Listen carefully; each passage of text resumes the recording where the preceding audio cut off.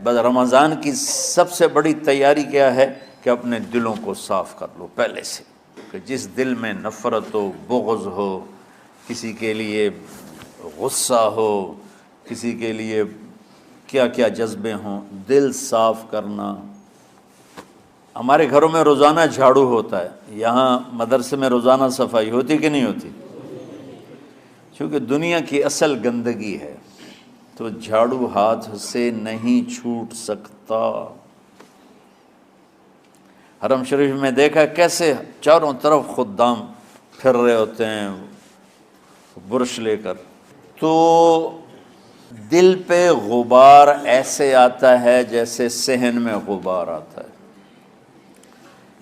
دل پہ گندگی ایسے آتی ہے جیسے صحن میں آتی ہے۔ تو ہم نے نظام بنایا ہوا ہے، لوگ مقرر ہیں وہ روزانہ جھاڑو دیتے ہیں۔ تمہارا دل ایک آنگن ہے، ایک صحن ہے، اس میں بغض، نفرت، حسد، پتہ نہیں کیا کیا گندگیاں آئیں گی اور آتی رہیں گی۔ بچوں ایک کام کرو، جھاڑو پکڑ لو، صاف کرو۔ یا اللہ معاملہ تجھ سے کرنا ہے، لوگوں سے نہیں۔ کسی نے برا کہا، کسی نے غیبت کی، کسی نے گالی دی، کسی نے دھکا دیا، کسی نے حق مارا، کسی نے کچھ کیا، یا اللہ تیرے سپرد میں نے اپنے دل کو سب سے صاف کیا، میں نے اپنے دل کو سب سے صاف کیا۔ یہ اتنی بڑی عبادت ہے کہ بڑے بڑے نفلوں والے، تہجد والے، حج عمرے روزے والے تمہیں نہیں پکڑ سکیں گے، کیونکہ اس کا کرنے والا دنیا میں کوئی نہیں۔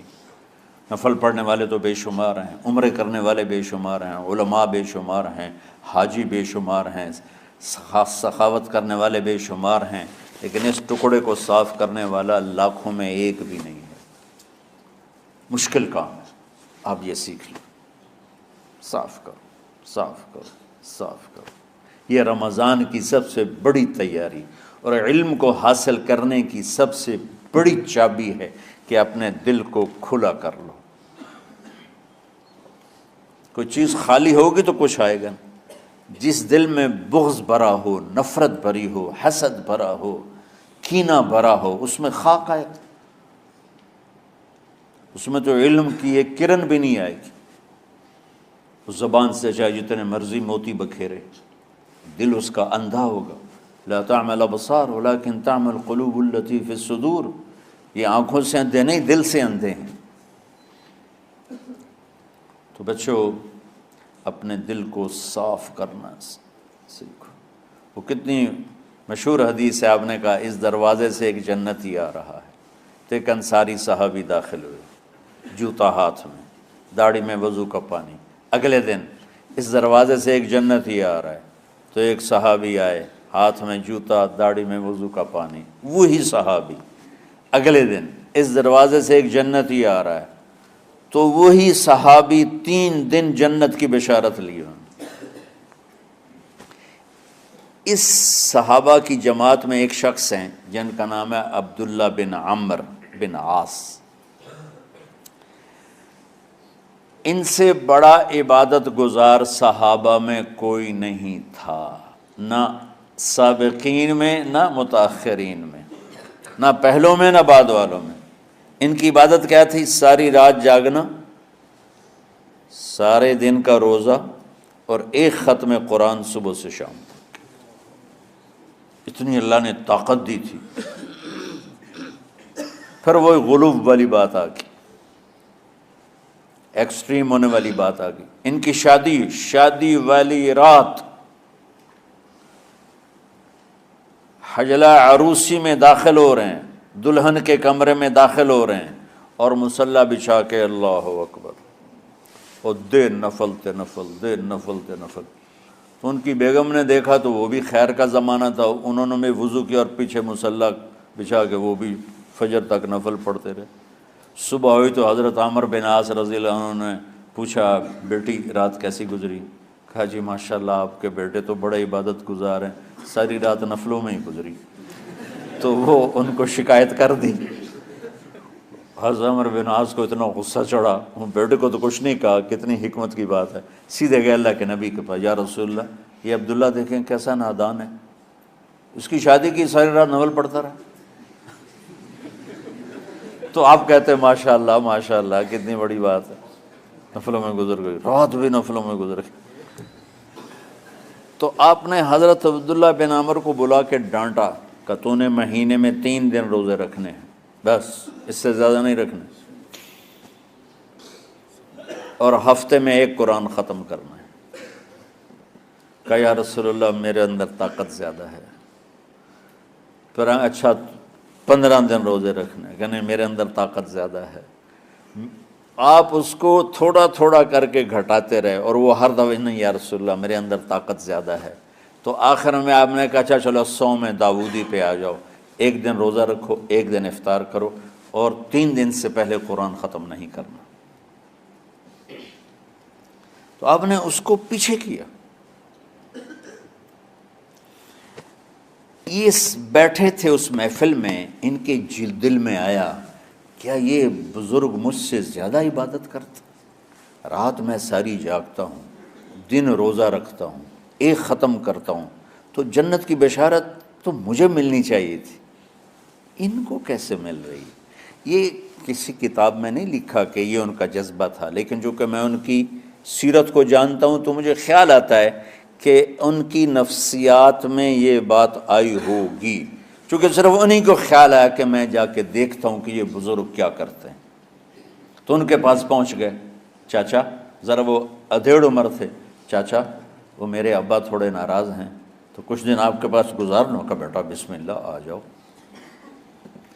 اب رات ہوتے ہی عشاء کی نماز پڑھ کے انہوں نے جلدی سے چادر اوپر لی اور یوں سراغ کر کے ان چاچے کو دیکھنے لگے ایسے کر کہ اب یہ کیا ساری رات سجدہ کرے گا، اور ساری رات روتے روتے روتے روتے مصلی گیلا ہو جائے گا، یا ساری رات رکوع کرے گا، ساری رات قیام کرے گا، ساری رات قرآن پڑھے گا، اس تصور سے یوں دیکھ رہے۔ اور وہ بزرگ صحابی تشریف لائے، سرانے پہ سر رکھا، اللہم بسمک اموت و احیا، ہو گئے۔ اب یہ دیکھ رہے ہیں ابھی اٹھیں گے، ابھی اٹھیں گے، ابھی اٹھیں گے، اٹھے نا، فجر کی اذان پہ اٹھے۔ اب یہ تو حیران پریشان ہو گئے کہ یہ کیا ہو؟ اس زمانے میں تو منافق تہجد نہیں چھوڑتے تھے ڈر کے مارے کہ پتہ نہ چل جائے ہمارے کفر کا، تو یہ چاچا جنت بھی لے گیا تو ستا بھی پیا کہ چلو کل دیکھوں گا۔ اگلی رات پھر چادر سر پہ کر کے اور یوں سوراخ کر کے لیٹے ہوئے اور دیکھ رہے۔ چاچا پھر تشریف لے اور سرانے پہ سر رکھا، اللہم بسمک اموت و احیا، ہو گئے۔ فجر کی اذان پہ اٹھے، یہ اور پریشان ہو گئے کہ میرا نبی کا فرمان تو سچا ہے، اس میں تو شک بھی کفر ہے، لیکن عمل کیا ہے جس پر اس کو جنت کی بشارت ملی؟ 2 رکعت نفل بھی نہیں۔ اور آج کے دور میں تم میں سے ماشاءاللہ اکثر بچے تہجد پڑھتے ہیں کہ 1 رات اور دیکھوں گا، تیسری رات اللہم بسمک اموت و احیا، ہو گئی ساری رات۔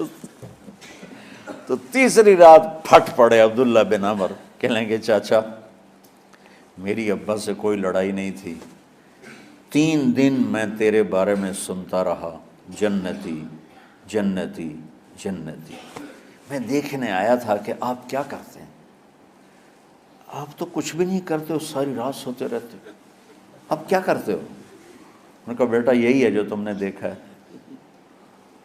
اب ان کو سمجھ میں نہیں آ رہا کہ یہ جوڑ کیسے بٹھاؤں، ادھر جنت کی بشارت، ادھر ساری رات خراٹے، اب یہ اس میں جوڑ کیسے بٹھاؤں، کیونکہ نبی کی بات تو غلط ہو نہیں سکتی۔ تو اب وہ نا ایسے نا بڑے بے دل سے ہو کر واپس مڑے، پتہ نہیں کی چکر ہوئے گی کوئی گل۔ جب وہ دروازے تک پہنچے تو کہنے لگے بیٹا ادھر آنا، واپس آ گئے۔ کہا میں تمہیں اصل راز کی بات بتاتا ہوں۔ کہا کیا ہے کیا ہے؟ تو یہاں ہاتھ رکھا، کہا یہ جو دل ہے نا اس میں کسی انسان کی نفرت نہیں۔ اور جب اللہ کسی کو رزق دیتا ہے، عزت دیتا ہے، مجھے کبھی حسد نہیں ہوا، مجھے خوشی ہوتی۔ تو عبداللہ بن عمر نے کہنا تھا ہاں یہ بات ہے، نہیں، انہوں نے کہا ہاذا ہوا، اچھل کے کہنے لگے ہاذا ہوا، ہاں ہاں ہاں ہاں یہی ہے یہی ہے یہی ہے۔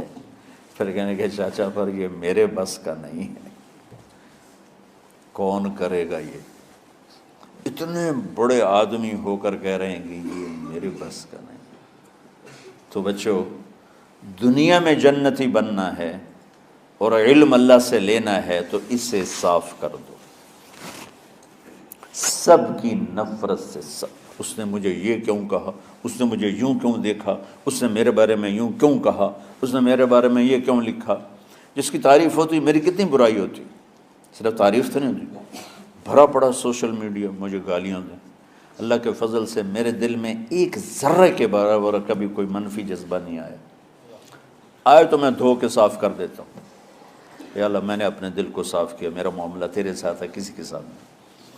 یہی آپ رمضان کی سب سے بڑی تیاری، علم کے حاصل کرنے کا سب سے بڑا ہتھیار آپ کو یہ نہیں ہے کہ تمہیں کتابیں یاد ہو جائیں، تمہیں اشعار یاد ہو جائیں۔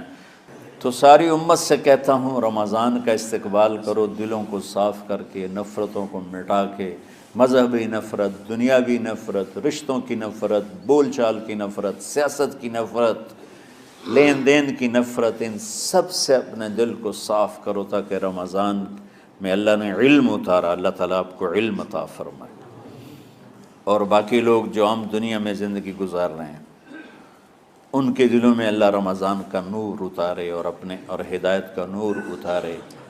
یہ سب سے بڑی تیاری ہے اس کی۔ اور کسی سے گلہ ہے، غصہ ہے، ناراضگی ہے، کسی سے بولتے نہیں ہو، ابھی سے شعبان آ چکا ہے، آپ شعبان سے رمضان کی تیاری شروع فرما دیتے تھے۔ تو اس کی تیاری کیا ہے؟ وہ دلوں کو صاف کرو، معاف کرو، معافی مانگو، تمہارا قصور نہیں پھر بھی معافی مانگ لو، دلوں کو صاف کرو، اور اللہ سے سخاوت مانگو کہ اللہ کو سخی بھی پسند ہے